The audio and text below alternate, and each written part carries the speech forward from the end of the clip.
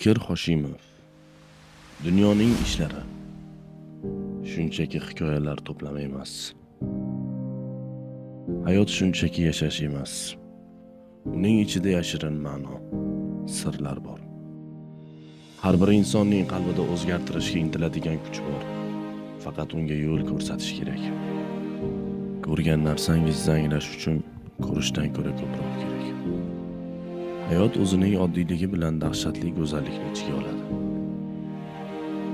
Hayot o'z yo'lini tanlaydi. Ammo biz u yo'lda nima qilishimizni o'zgartira olamiz. Inson ba'zan borligini anglash uchun o'zini yo'qotish kerak. Uzoq yo'lni bosib o'tishdan ko'ra kichik bir qarorni qabul qilish ko'proq jasorat talab qiladi. Hayot har birimizga o'z yo'limizni tanlash imkoniyatini beradi.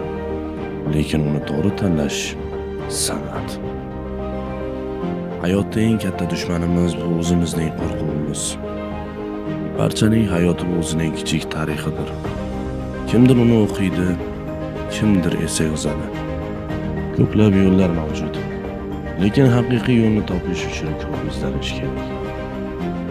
Hayotning eng chuqur ma'nolarini topish uchun O'tkir Hoshimovning dunyosiga kir. Bu kitob seni o'zgartirib, o'zingni yangidan ko'rishga majbur qiladi.